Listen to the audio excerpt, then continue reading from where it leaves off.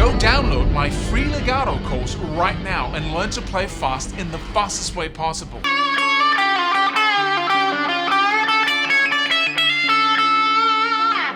Hey!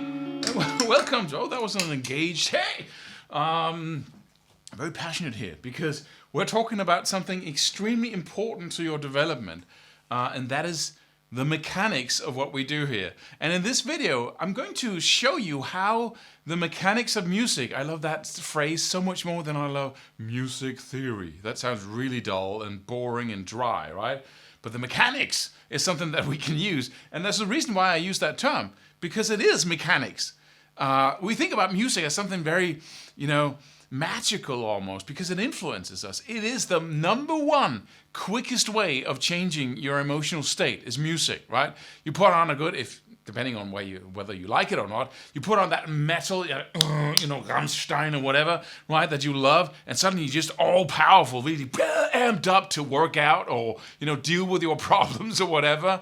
And you put on a love song or Michael Bublé, and suddenly you're in a totally different mood, right? But there is something else that is a science. Music is mechanics. Music is pure simplicity. It really is. It's a system. And we don't see that. We just see, we got this B minor 7th flat 9 with the added 6. And, it just seems so complex. But in reality, this is super simple. I'm just going to do a couple of little drawings for you here. Let's just talk about why it's simple. And there are people out there who doesn't want you to know this. It's a conspiracy of the academics, right? It's a conspiracy of people who really like the fact that people think this is so hard, but it's not. Just think about music. Let's just take the rhythm first of all, right? We could say that the basis of music is rhythm and notes, right? That's it. If you take these two basic parts, like zeros and ones in a computer, then you can make music. So the rhythm is super simple. And the notes are too. And if you build from the bass and up, every single step of realizing what is going on is super simple, easy to understand. So let me just talk about, we got rhythm over here, right? Which is, I hope you can see this. And then we got notes, oscillations of your strings, so they say whatever. And if you combine the two, you can create music. So if I, for instance, if I got a rhythm like, let's just create a metronome here. All right? Then I can go, rhythm is always in relation to something as our notes. But I can create a rhythm like, right? It's always in relation to that basic part. So,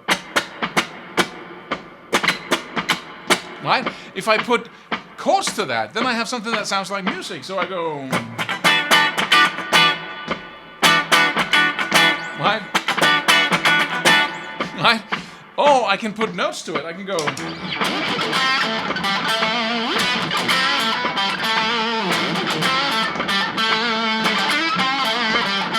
right? But if I don't do both, I won't have music. I'll just have rhythm or just, right, that's pretty dull, right? So by combining the two, I get music. So what is the basic system of both? Really simple. So rhythm is basically just that 1, 2, 3, 4. We got the pulse in the bottom. That's it. 1, 2, 3, 4. You can stomp your foot, right? And if that's the only thing we got, things are pretty boring because we can only go That's not so exciting. So we divide it up. We make what we call subdivisions, right? This is so we go 1 and 2 and 3 and that's a yeah, okay, that wasn't too good. So we subdivided and suddenly we got something in between. I just divided the stuff, the distance in between the taps with my foot up into 2 parts. So I just cut them in half. So I go 1 and 2 and 3 and 4 and 1 and 2 and 3 and 4 and 1 and 2 and 3 and 4 and right. And so now I can start creating rhythm because I can go, if this is the pulse,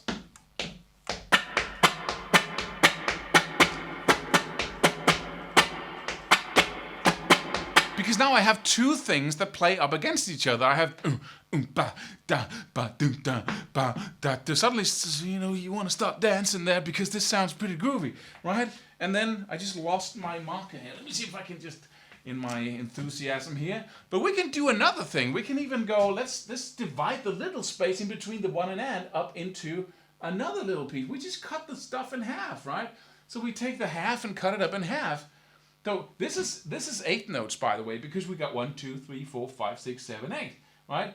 1 and 2 and 3 and 4. And before we had quarter notes. Quarter, 4, right? 1, 2, 3, 4. That's quarter notes. And then we got 8 notes, which is 8 beats in between. The same distance as the quarter notes, right? Now we got 16 notes because we got 1, 2, 3, 4, 5, 6, 7, 8, and 16. The next would be 30-second notes, right? Because you double all the time by cutting everything in half. So what are 16 notes? Well, let me just play those. So instead of going foot again here, right? Then I go 1 and 2 and 3 and 4 and 1 and 2 and 3 and 4 and 1 and right? 1, 2, 3, 4, 1, 2, 3, 4. You need 4 strokes in between this to get 4, 8, and you got them over here. That's what I forgot before, because of course you have an and here, and you got that because here is one appears here again, right? So it's a loop. So we go like that, just to be didactic about it. So we go 1, 2, 3, 4, 1, 2, 3, 4, 1, 2, 3, 4, 1, 2, 3, and we can also go. Let me just. All right, so we go 1, 2, 3, 4, 1, 2, 3, 4. This is the 4. This is the 8. 1 and 2 and 3 and 4 and right. This is the 1, 2, 3, 4, 1, 2, 3, 4, 1, 2, 3, 4, 1, 2, 3, right? This is basic stuff, but this is the basis of everything, every rhythm. So once we're up to 16 notes now. Oh, sorry, I'm just. Now we have 16 notes, so we go. Let me put some. Let me accent some of these, and that's rhythm. This is becoming really interesting because I can go.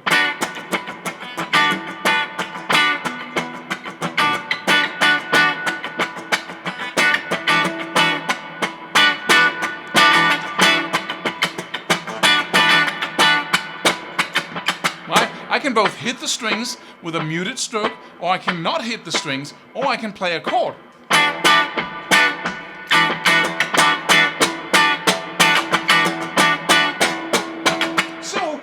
Skills are basically the ability to tap your foot on 1, 2, 3, 4 and then do the subdivisions with your hand, either hit the air, hit the string or the strings, or hit a note, right? Suddenly you can go 1, 2, 3, 4.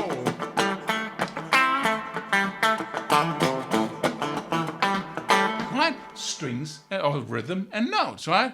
And you can also divide these little spaces in between up into 3, which gives you triplets. Da da da da da da da da da. 1, 2, 3, 1, 2, 3, ba ba ba. Which is really cool. Gives you a totally different setup. But that's it. You got even divisions and you got uneven divisions. You got equal and odd, right?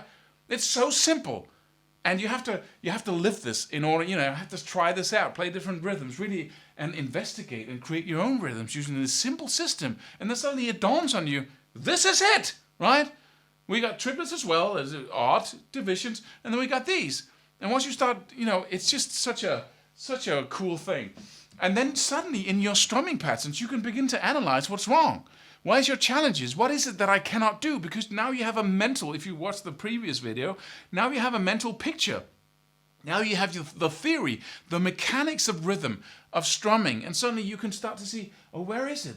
Oh, I can't hit that upstroke just before the foot hits the, and that makes you such a better coach and teacher to yourself in your development. Then we got the notes, right? What are notes? Well, just look at the fretboard, right? We go from E, F, G, and F sharp and so on, but don't think about the names because that's what confuses us. Most people, when they start teaching music theory, start talking about this is a quarter note, right? Or whatever. I'm really bad at, and this is 2 8 notes, right? And if it's 16, you go like an extra on top, and that's it. Sorry to really, I'm being a little bit sarcastic here because I really am not into traditional learning. Why learn to write as you learn to speak? Learn one first, right? Have focus, right? But the other is notes. And you got 12 frets. You got open string, 1, 2, 3, 4, 5, 6, until the 12th fret, and you got 2 dots there because this up here is the same note as that one. It's oscillating twice as fast as the open string. So everything is the same from up here, right? Just 1 octave, we call it, higher. But drop the language because we're looking at the mechanics here, the system. And if you just look at that simplicity, right? You just got a pearl of notes here with what we call a semitone, but don't get stuck with the language. That doesn't really matter to your understanding. You need to understand this, and don't go into language before you understand. Once you understand it, you can put all kinds of words to it, but you'll be at ease within because I got this, right? I got the understanding of it, right? And so that is simply that. And we call this the chromatic scale. I don't call it the chromatic scale. I call this the basic fabric, the notes we can play with. And these notes here can be any key, can be any scale. We can create scales from them. And from scales, we create chords. And from chords that are created from scales, we create chord progressions. This is the melodic fabric of everything. And it's only freaking, this much, right? And then the next layer will be as simple if you start from below and build. It's such an incredible thing when we actually attack a subject from the most appropriate angle when it comes to our understanding how the brain works when we digest our way into a subject like this. Traditional music theory says, okay, let's learn about rhythm. And then we start with the notation, which is not rhythm, which is notation. Right? And let's learn about music theory when it comes to notes, scales, and chords, and flat nines and sharp 11s and all of that, and the whatever, right? And the different functions of the chords and blah blah blah. And we all get caught up in the language without having the understanding of what goes on. You see the difference? Right? You can understand strategy, you can understand cooking on an experiential level where you're tasting different things, right? So you know what sweet is. You can taste the food and say, I need some sweetness here, right? But you have no theoretical understanding of what that means. You can just, you understand, don't know if that makes sense. But once I have this, for me, once I have the basic understanding that is not connected to words, then suddenly I can just build all of that complexity on top of it without getting overwhelmed because I know I have that certainty within that I really understand the simple system here. So look for that. When you study music theory, look for the system. I used to borrow every single book on the library because every book I borrowed was talking trash, right? I didn't understand it. What are you talking about? Stop that. It was notes and terms and all kinds of and words about everything all at once. It was so confusing. So I had to draw upon all the sources I could find to say, okay, if these 12 different people are talking about the same thing, like modes, for instance, or the functions of chords, right? If they're talking about the same thing, but they are wording it in a slightly different way, then that could give me okay, I think this is the chord. And then I would test it, right? And say, okay, this is really what they mean. This is really what they mean. What a weird way of explaining it, right? And then suddenly it dawned on me, this is so simple. Why didn't you tell me, right? Every single time, with every freaking subject in music theory. Sorry. So if we strip away the academics, if we strip away the words and we strip away the notation, like learning how to speak, and then the first thing you get is a piece of paper with words on it. I was asking for learning how to speak, not how to write. Will you pick a thing, right? Sorry, getting all worked up about this. An old trauma, right? But this is so important that you look for what is the system here, because music is such simple mechanics, right? They really are. And once you understand that, all the words just become very inconsistent, all the terms we use. But the basic system is just it's nothing. And on top of that, with that, every human being can create magic, writing songs, producing cool solos, really, chord progressions, phrasing stuff. It's amazing what we can do with it, but the basis of what goes on is super simple.